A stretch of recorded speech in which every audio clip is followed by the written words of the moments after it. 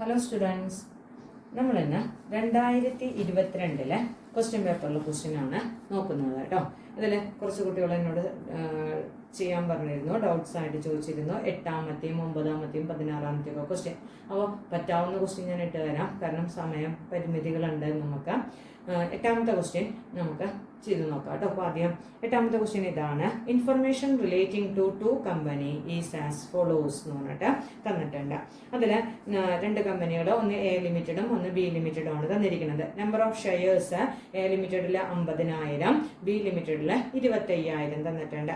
Profit after tax, അതായത് ഈ earnings after tax എന്നും അതിനെ പറയാം, EAT എന്നും പറയാം. പ്രോഫിറ്റ് ആഫ്റ്റർ ടാക്സ് 3 ലക്ഷവും 1 ലക്ഷവും തന്നിട്ടുണ്ട്.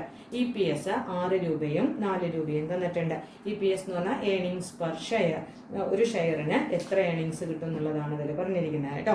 അപ്പോൾ അത് നമുക്ക് കണ്ടുപിടിക്കാനുള്ള വഴി profit after tax divided by number of shares ആണ്, അഥവാ earnings after tax divided by number of shares ആണ്. അത് 3 ലക്ഷം ഡിവൈഡഡ് ബൈ 50,000, 6 രൂപ കിട്ടില്ലേ. അതേപോലെ 1 ലക്ഷം ഡിവൈഡഡ് ബൈ 25,000, 4 രൂപ. ക്ലിയർ ആയോ? അപ്പോൾ ഇതാണ് നമ്മുടെ ഡാറ്റ തന്നിരിക്കുന്നത്. ഇനി എന്താണ് ഇതിൽ അതർ ഇൻഫർമേഷൻസ് നോക്കാം. A limited is considering the purchase of B limited. A അപ്പോൾ ആരെന്നെ വാങ്ങിക്കാൻ പോവാണ്? ബിനെ വാങ്ങിക്കാൻ പോവാണ്. എങ്ങനെ വാങ്ങിക്കണേ നോക്കാം കേട്ടോ. In exchange of 1 share in A limited for every 2 shares held in B limited. കണ്ടോ, ഒരു ഷെയർ എ ലിമിറ്റഡിന്റെ കൊടുക്കും. എത്ര പേർക്ക്? 2 ഷെയർ ബി ലിമിറ്റഡ് ഉള്ള വ്യക്തിക്ക്. അപ്പോൾ 2 ഷെയർ ഉള്ള ആൾക്ക് എന്താണ് എ ലിമിറ്റഡിന്റെ 1 ഷെയർ കൊടുക്കും. അപ്പോൾ എങ്ങനെ റേഷ്യോ ഒന്ന് മനസ്സിലായില്ലേ? എന്താണ് 2 ഷെയർ ഉള്ള ആൾക്ക് പുതിയ കമ്പനിയുടെ എന്താണ് ഒരു ഷെയർ കൊടുക്കും എന്ന് പറഞ്ഞാൽ 1 ഷെയർ ഉള്ള ആളാണെങ്കിൽ അയാൾക്ക് പുതിയ കമ്പനിയുടെ പകുതി ഷെയർ കൊടുക്കും. അർത്ഥം മനസ്സിലായോ? അപ്പോൾ അതാണ് അവിടുത്തെ 0.5:1, അതാണ് എക്സ്ചേഞ്ച് റേഷ്യോ വരുന്നത്. ഓക്കെ, ക്ലിയർ ആയി എന്ന് വിചാരിക്കണം ഞാൻ. You are required to show. അപ്പോൾ എന്താണ് നമ്മുടെ ക്വസ്റ്റ്യൻ നോക്കാം കേട്ടോ. എന്താണ് the impact of merger on earnings per share, അഥവാ EPS. Impact of merger on EPS. EPSൽ എന്ത് ഇമ്പാക്റ്റ് ആണ് ഈ മർജർ കൊണ്ട് ഉണ്ടാവുക എന്നാണ് നമ്മുടെ question. Assuming that there would be synergy benefit equal to 20% increase in the present EAT, അഥവാ earning after tax due to merger. എന്താ പറഞ്ഞിരിക്കുന്നത്? എന്താ അസ്യൂം ചെയ്യാനാണ് നമ്മളോട് പറഞ്ഞേക്കുന്നത്? നമ്മുടെ ഈ മർജറിന് നടന്നതിന്റെ ഫലമായിട്ട് ഈ ഏണിങ്സ് ആഫ്റ്റർ ടാക്സിൽ, അഥവാ പ്രോഫിറ്റ് ആഫ്റ്റർ ടാക്സിൽ 20% ഇൻക്രീസ് ഉണ്ടാവും. ഓൾറെഡി 2 കമ്പനിയുടെയും കൂടിയുള്ള EAT ഇപ്പം നമുക്ക് കിട്ടി തുടങ്ങും. അതിൻ്റെ കൂടെ പ്ലസ് എന്താണ് സിനർജി ബെനിഫിറ്റ് ആയിട്ട് 2 കമ്പനികൾ ഒന്നിച്ച് ഒരുപാട് ബെനിഫിറ്റുകൾ ഉണ്ട് നമുക്ക്.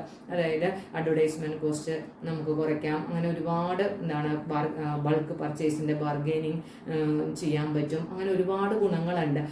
എന്താണ് അതുപോലെ തന്നെ നമുക്ക് മൊണോപ്പൊളി നമുക്ക് ഒന്ന് വേണമെങ്കിൽ ഇതാവാം, മാർക്കറ്റ് ഷെയർ കൂട്ടാം. അങ്ങനെയുള്ള ഒരുപാട് ഗുണങ്ങൾ നമുക്ക് ഉണ്ട്. 2 കമ്പനികൾ ഒന്നിച്ചാലുണ്ട്. ആ ഗുണങ്ങളെ ഒരുമിച്ച് നമ്മുടെ പ്രോഫിറ്റ് ആയിട്ട് പറയുന്നതാണ് സിനർജി ഗെയിൻ. അത് എന്താ ഉണ്ടാവുക പറഞ്ഞേക്കണത്? എന്താണ് 40%, 20%, 40 ഇല്ല കേട്ടോ, 20% ഇൻക്രീസ് ആവും. EATയിൽ കൂടുതൽ കിട്ടും എന്നാണ് പറഞ്ഞേക്കണത്. അപ്പോൾ ആ ഒരു ഇമ്പാക്റ്റ് എന്താണ്, ആ ഒരു കാര്യം ഓർത്തുകൊണ്ട് തന്നെ EPSൽ എന്ത് ഇമ്പാക്റ്റ് വരുമെന്ന് ആൻസർ ചെയ്യാനാണ് പറഞ്ഞേക്കണത്. സാധാരണ നമ്മുടെ അക്കൗണ്ടിങ് പേപ്പറിൽ ഇങ്ങനെ ഒരു ക്വസ്റ്റ്യൻ കാണാറില്ല, കാരണം മർജറിന്റെ ചാപ്റ്റർ നമുക്ക് പഠിക്കാനുണ്ട്. അതിൽ പക്ഷെ അക്കൗണ്ടിങ് വർക്കുകളാണ് നമുക്ക് പഠിക്കാനുള്ളത്. മർജർ കാൽക്കുലേഷൻ, അതായത് PC കാൽക്കുലേറ്റ് ചെയ്യുക, അക്കൗണ്ടിങ് ക്ലോസിംഗ് എൻട്രീസ് ചെയ്ത, ഓപ്പണിംഗ് എൻട്രീസ് ചെയ്ത, പുതിയ ബാലൻസ് ഷീറ്റ് വരയ്ക്കുക, അതൊക്കെ ഉണ്ടാവാറുള്ളത്. ഇതൊരു മാനേജ്മെന്റ് ടൈപ്പ്, അതായത് ഒരു ഡിസിഷൻ മേക്കിംഗ് ടൈപ്പ് ക്വസ്റ്റ്യൻ ആണ് ഇതിൽ വന്നേക്കുന്നത് കേട്ടോ. അപ്പോൾ ഇതൊരു വെറൈറ്റി ക്വസ്റ്റ്യൻ ആണ്. നമുക്കതൊന്ന് ചെയ്ത് നോക്കാം. എന്ത് ഇമ്പാക്റ്റാണ് വരിക, അതെങ്ങനെയാണ് ചെയ്യാന്ന് നമുക്ക് ഒന്ന് നോക്കാം കേട്ടോ. അപ്പോൾ ആദ്യം തന്നെ നമ്മൾ എന്ത് ചെയ്ത് വെക്കണോ? EPS ബിഫോർ മർജർ കണക്കിൽ തന്നിട്ടുണ്ട്. എത്രയൊക്കെയാണ് EPS ബിഫോർ മർജർ? EPS എന്ന് പറഞ്ഞാൽ കണ്ടുപിടിക്കാനുള്ള ഇക്വേഷൻ ഞാൻ ആദ്യം പറഞ്ഞുതരാം. EPS ഈക്വൽ ടു എന്താണ് earnings after tax divided by number of shares ആണ്. മനസ്സിലായോ? EPS equal to EAT divided by number of shares ആണ്. അപ്പോൾ ഇവിടെ ആഫ്റ്റർ മർജറിന് ശേഷമുള്ള EPSന്റെ എന്ത് ഇമ്പാക്ട് ഉണ്ടാവുന്ന ചോദിച്ചേക്കണത്. അപ്പോൾ മർജറിന് ശേഷമുള്ള EPS അറിയണം, മർജറിന് മുമ്പുള്ള EPS അറിയണം. നമുക്ക് മർജറിന് മുമ്പുള്ള EPS നമുക്ക് ക്വസ്റ്റ്യനിൽ തന്നിട്ടുണ്ട്. EPS ബിഫോർ മർജർ രണ്ട് കമ്പനിയുടെയും തന്നിട്ടുണ്ട്. ആരുടെ തന്നിട്ടുണ്ട്? എയുടെയും തന്നിട്ടുണ്ട്, ബിയുടെയും തന്നിട്ടുണ്ട്. എത്രയൊക്കെയാണ് നോക്കിയ ക്വസ്റ്റ്യനിൽ?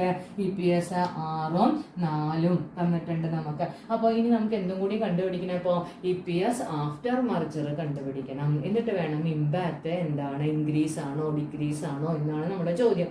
അപ്പോൾ നമുക്ക് എന്ത് കണ്ടുപിടിക്കണം? അപ്പോൾ ആദ്യം EPS ആഫ്റ്റർ മർജർ കണ്ടുപിടിക്കണം. അപ്പോൾ EPS ആഫ്റ്റർ മർജർ കണ്ടുപിടിക്കാൻ എന്താ ഇക്വേഷൻ വരിക? EPS കണ്ടുപിടിക്കണമെങ്കിൽ EAT അറിയണം. അപ്പോൾ പുതിയ EAT അറിയണം, മർജറിന് ശേഷമുള്ള EAT അറിയണം, അതുപോലെ തന്നെ മർജറിന് ശേഷമുള്ള നമ്പർ ഓഫ് ഷെയർസ് അറിയണം. ഇത് രണ്ടും അറിഞ്ഞാലാണ് EPS ആഫ്റ്റർ മർജർ കിട്ടുള്ളൂ. അപ്പോൾ എന്താ, നമുക്കൊന്നും കൂടി ഇക്വേഷൻ എഴുതി വെക്കാം. EPS ആഫ്റ്റർ മർജർ, AM എന്ന് പറഞ്ഞാൽ ആഫ്റ്റർ മർജർ കേട്ടോ, ഞാൻ ഷോർട്ട് ആക്കി വെക്കണതാണ്. ആഫ്റ്റർ മർജർ ഈക്വൽ ടു എന്താണ്?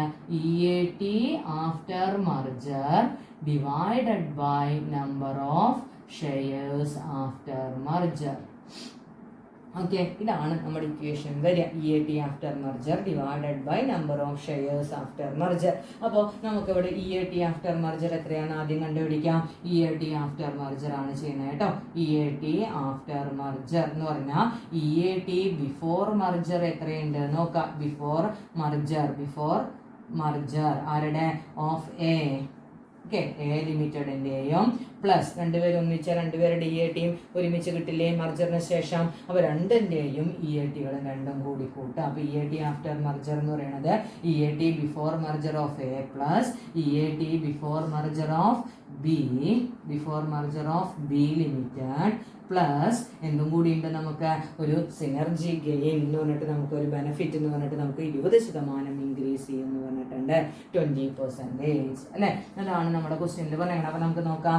EAT ബിഫോർ മർജർ ഓഫ് എ എത്രയാ? 3 ലക്ഷം. EAT എന്ന് പറഞ്ഞാൽ ഏർണിങ്സ് ആഫ്റ്റർ ടാക്സ്. ഇവിടെ പ്രോഫിറ്റ് ആഫ്റ്റർ ടാക്സ് എന്ന് പറഞ്ഞേക്കണേ, അത് രണ്ടും ഒന്ന് തന്നെയാണ് കേട്ടോ. അപ്പോൾ പ്രോഫിറ്റ് ആഫ്റ്റർ ടാക്സ് എത്രയാ? 3 lakh ഉണ്ട്. ഓക്കെ, എയുടെ 3 lakh ഉണ്ട് പ്ലസ് ബിയുടെ എത്രയുണ്ട്? 1 lakh ഉണ്ട്. അപ്പോൾ രണ്ടും കൂടി കൂട്ടിയാൽ എത്രയായി? 4 lakh ഉണ്ട്. ആ 4 lakhന്റെ 20%. മനസ്സിലായി? രണ്ടിൻ്റെയും കൂട്ടിയിട്ട് അതിൻ്റെ 4 lakhന്റെ 20%. എങ്ങനെയാ മനസ്സിലായോ 4 lakh വന്നത്? അതായത് എന്താണ് സിനർജി ഗെയിൻ എന്ന് പറഞ്ഞാൽ ഇപ്പോഴുള്ള EATയേക്കാൾ 20% കൂടും. അപ്പോൾ ഇപ്പോഴുള്ള EAT എത്രയാ? 3 ലക്ഷം എക്കും 1 ലക്ഷം ബിക്കും രണ്ടും കൂടി കൂട്ടി, അതായത് മർജറിന് മുമ്പ് രണ്ടുപേരുടെയും കൂടി EAT കൂട്ടിയാൽ ടോട്ടൽ EAT 4 ലക്ഷമായി. അതിൻ്റെ 20% കൂടിയും ഗെയിൻ ഉണ്ട്. അപ്പോൾ 20% കൂടിയും കൂട്ടണം. അപ്പോൾ മൊത്തം എത്രയാണ് നോക്കി നോക്കിയേ? 3 ലക്ഷം പ്ലസ് 1 ലക്ഷം 4 ലക്ഷം പ്ലസ് 4 ലക്ഷത്തിൻ്റെ 20% എന്ന് പറഞ്ഞാൽ എത്രയായി? 80,000 അല്ലെ? 4 വരെ. അപ്പോൾ 4,80,000. എങ്ങനെയാ വന്നതെന്ന് മനസ്സിലായോ? കാൽക്കുലേറ്റ് ചെയ്ത് നോക്കണം കേട്ടോ. 4,80,000 കിട്ടില്ലേന്ന്. അപ്പോൾ 4,80,000 നമുക്ക് EAT ആഫ്റ്റർ മർജർ കിട്ടി. അപ്പോൾ നമുക്ക് ഇക്വേഷനിലേക്ക് വേണ്ട ആദ്യത്തെ ഭാഗം കിട്ടി. ഇനി രണ്ടാമത്തെ ഭാഗം കൂടി കണ്ടുപിടിക്കേണ്ടേ? Number of shares after merger. അപ്പോൾ രണ്ടാമത്തെ ഭാഗം കണ്ടുപിടിക്കുകയാണ്. Number of shares after merger. മർജറിന് ശേഷമുള്ള നമ്പർ ഓഫ് ഷെയർസ് എങ്ങനെയാണ് കണ്ടുപിടിക്കുക? മർജറിന് ശേഷം എയും ബിയും ഇല്ല, ഇനി എ മാത്രമേ ഉണ്ടാവുള്ളൂ അല്ലേ? അപ്പോൾ എയുടെ എക്സിസ്റ്റിംഗ് ഷെയർ ഹോൾഡേഴ്സും എയിലുണ്ടാവും, ബിക്ക് കൊടുത്ത പുതിയ ഷെയർസും എയിലുണ്ടാവും. മനസ്സിലായോ? അപ്പോൾ ബിക്ക് എത്ര കൊടുത്തു എന്ന് നമുക്കറിയണം. ഇവിടെ എക്സ്ചേഞ്ച് റേഷ്യോ തന്നിട്ടുണ്ട്. അപ്പോൾ നമ്മൾ രണ്ടും കൂടി കൂട്ടിയതാണ് ടോട്ടൽ നമ്പർ ഓഫ് ഷെയർസ്. അപ്പോൾ നമുക്കൊന്ന് ഇക്വേഷൻ എഴുതി വെക്കാം. Number of shares after merger equal to എന്താണ്? existing shares of A limited plus number of shares issued to B limited. മനസ്സിലായോ? അപ്പോൾ നമ്മുടെ എക്സിസ്റ്റിംഗ് ഷെയർസും പ്ലസ് ബി ലിമിറ്റഡിന് കൊടുത്ത ഷെയർസും. അപ്പോൾ നമ്മുടെ എക്സിസ്റ്റിംഗ് ഷെയർസ് എത്രയാ? എ ലിമിറ്റഡിൻ്റെ നമുക്കറിയാം ക്വസ്റ്റ്യനിലുണ്ട്. എത്രയുണ്ട്? നമ്പർ ഓഫ് ഷെയർസ് 50,000 ഉണ്ട്. നമ്മുടെ എക്സിസ്റ്റിംഗ് ഷെയർസ് 50,000 ഉണ്ട്. ഇനി ബിക്ക് എത്ര ഷെയർ കൊടുത്തോ? ബിയുടെയില് 2 ഷെയർ ഉള്ള ആൾക്ക് എ എത്ര കൊടുത്തു എന്ന് പറഞ്ഞാൽ 1 ഷെയർ കൊടുത്തു. കണ്ടു എക്സ്ചേഞ്ച് റേഷ്യോ എങ്ങനെയാ പറഞ്ഞേക്കണേ? 1 share in A limited for every 2 shares in B limited എന്നാ പറഞ്ഞേക്കണേ. ബി ലിമിറ്റഡിന്റെ 2 ഷെയർ ഉള്ള ആൾക്ക് എ ലിമിറ്റഡിന്റെ 1 ഷെയർ കൊടുത്തു എന്ന് പറഞ്ഞാൽ നമ്മൾ എങ്ങനെ കണ്ടുപിടിക്കും? ബി ലിമിറ്റഡിന്റെ ടോട്ടൽ ഷെയർസ് എത്രയുണ്ട്? 25,000. അതിൽ 2 ഉള്ള ആൾക്ക് നമ്മൾ 1 കൊടുത്തു. മനസ്സിലായോ? അപ്പൊ ഡിവൈഡഡ് ബൈ 2 ഇൻറ്റു 1. മനസ്സിലാവുണ്ടോ? അപ്പൊ 1 കൊടുക്കുന്നത് നമ്മൾ ഇൻറ്റു ചെയ്യുക, ഉള്ള ആളെ നമ്മൾ എന്ത് ചെയ്യുക? ഡിവൈഡ് ചെയ്യുക. അപ്പൊ 25,000 ഡിവൈഡഡ് ബൈ 2 ഇൻറ്റു 1, അതായത് എന്താണ് നമുക്ക് എത്ര വരും? 12,500 അല്ലെ? കൃത്യം ഡിവൈഡഡ് ബൈ 2 എന്ന് പറഞ്ഞാൽ 12,500 അല്ലെ? ഇൻറ്റു 1 എന്ന് പറഞ്ഞാൽ 12,500, അതായത് 50,000 പ്ലസ് 12,500. 12,500 ക്ലിയർ ആയോ? അപ്പൊ എത്രയാ വന്നേനെ? അപ്പോ എത്രയാ? 62,500 ആണ് നമ്മുടെ നമ്പർ ഓഫ് ഷെയർസ് ആഫ്റ്റർ മർജർ. അപ്പൊ രണ്ടും കിട്ടിയില്ലേ? അപ്പൊ ഇത് രണ്ടും കിട്ടിക്കഴിഞ്ഞാൽ നമുക്ക് അതിന്റെ ഇക്വേഷൻ അപ്പൊ നമുക്ക് ചെയ്യാം. EPS ആഫ്റ്റർ മർജർ ചെയ്യാം. അപ്പൊ എന്ത് ചെയ്താൽ മതി? ഈക്വൽ ടു ഇവിടെ തന്നെ ടീച്ചർ ചെയ്യാൻ പോവാ കേട്ടോ. അപ്പൊ എന്ത് നോക്കി? 4,80,000. EAT ആഫ്റ്റർ മർജർ കിട്ടിയില്ലേ? 4,80,000 divided by number of shares after merger എത്രയാ? 62,500. അപ്പോൾ നമുക്ക് എത്ര കിട്ടണേ നോക്കിയേ? 4,80,000 ഡിവൈഡഡ് ബൈ 62,500 എന്ന് പറഞ്ഞാൽ നമുക്ക് എത്ര കിട്ടും നോക്കിയേ? 7 രൂപ 68 പൈസ. മനസ്സിലായോ? 7 രൂപ 68 പൈസയാണ് പുതിയ EPS. അപ്പോൾ പഴയ EPS 6 രൂപയായിരുന്നു എക്ക്, ബിക്ക് 4 രൂപയായിരുന്നു. പുതിയ EPS എത്രയാ? നമ്മൾ എന്താണ് 2 കമ്പനി ഒന്നിച്ച് കഴിഞ്ഞപ്പോൾ പുതിയ EPS എത്രയാ? 7 രൂപ 68 പൈസ. മനസ്സിലായോ? അപ്പോൾ നമുക്ക് ഇനി ഇമ്പാക്റ്റ് നമുക്കൊന്ന് വരച്ച് എഴുതി കാണിച്ചു കൊടുക്കാം. അപ്പോൾ നമുക്ക് ഇമ്പാക്റ്റ് എഴുതാൻ പോവാട്ടോ. അപ്പോൾ അടുത്ത ഹെഡിങ് ആയിട്ട് അവിടെ കൊടുക്കുക, ഇമ്പാക്ട് ഓൺ EPS. ഓക്കെ, അതല്ലേ ചോദ്യം. അപ്പോൾ EPSന്റെ മോഡലുള്ള ഇമ്പാക്റ്റ് അറിയാൻ വേണ്ടി ഇതുപോലെ ഷെയർ ഹോൾഡേഴ്സ് ഓഫ് എക്കും അതുപോലെ ഷെയർ ഹോൾഡേഴ്സ് ഓഫ് ബിക്കുള്ള ഇമ്പാക്റ്റ് ആണ് നമ്മൾ പറയാൻ പോകുന്നത്. അപ്പോൾ നമ്മൾ ഇവിടെ എഴുതി വെച്ചു, 2 കോളായിട്ട് നമ്മൾ കൊടുത്തു. ഒന്നാമത്തത് shareholders of A limited, ഇത് shareholders of B limited. Okay, ഈ 2 കോളായിട്ട് കേട്ടോ. ഇവിടെ ഇങ്ങനെ കുറച്ചും കൂടി ഇതാക്കാം. ഷെയർ ഹോൾഡേഴ്സ് ഷോർട്ടായിട്ട് എഴുതണേ ഓഫ് എ ലിമിറ്റഡ്. എ ലിമിറ്റഡിൻ്റെ ഷെയർ ഹോൾഡേഴ്സിനും ബി ലിമിറ്റഡിൻ്റെ ഷെയർ ഹോൾഡേഴ്സിനും എന്ത് ഇമ്പാക്റ്റ് ഉണ്ടാവുമെന്ന് പറയണം കേട്ടോ. അപ്പോൾ ഇമ്പാക്റ്റ് നോക്കാൻ വേണ്ടി നമ്മൾ എന്ത് ചെയ്തു? ആദ്യം EPS ബിഫോർ മർജർ എഴുതി. നമുക്ക് ക്വസ്റ്റ്യനിൽ തന്നിട്ടുണ്ട് എത്രയാ EPS ബിഫോർ മർജർ? 6 രൂപയാണ് എയിലെ ഷെയർ ഹോൾഡേഴ്സിന് കിട്ടിയിരുന്നത്, ബിയുടെ ഷെയർ ഹോൾഡേഴ്സിന് കിട്ടിയിരുന്നത് 4 രൂപയാണ്. അപ്പോൾ ശരിയായില്ലേ? ഇനി എന്താണ് EPS ആഫ്റ്റർ മർജർ എത്രയാണ് കിട്ടണേ നോക്കാം. EPS ആഫ്റ്റർ മർജർ ശ്രദ്ധിച്ചോളൂ കേട്ടോ. ആഫ്റ്റർ മർജറിന് ശേഷം ഇപ്പൊ നോക്കിയേ, എയിലെ ഷെയർ ഹോൾഡേഴ്സ് അത്ര തന്നെ ഇപ്പോഴും ഉണ്ട്. ഓക്കെ, മർജറിന് ശേഷം ഉണ്ട്. കണ്ടോ? എക്സിസ്റ്റിംഗ് നമ്പർ ഓഫ് ഷെയർസ് അല്ലെ? എന്താണ് existing shares of A limited, അതുപോലെ തന്നെ മർജറിന് ശേഷവും അവരവിടെയുണ്ട്. അപ്പോൾ മുമ്പ് അവർ 50,000 ഷെയർ ഹോൾഡർ ആയിരുന്നു, ഇപ്പോഴും അവരെത്ര പേര് തന്നെയുള്ളത്? 50,000 തന്നെയാണ് പുതിയ കമ്പനിയിലുള്ളത്. അപ്പോൾ അവർക്ക് വലിയ വ്യത്യാസം, നമ്പർ ഓഫ് ഷെയർസിൽ അവർക്കൊരു വ്യത്യാസവും ഇല്ല. അപ്പോൾ അവർക്ക് ആദ്യം കിട്ടിയിരുന്നത് 6 രൂപയാണ്, ഒരു ഷെയറിന് 6 രൂപ കിട്ടിയ.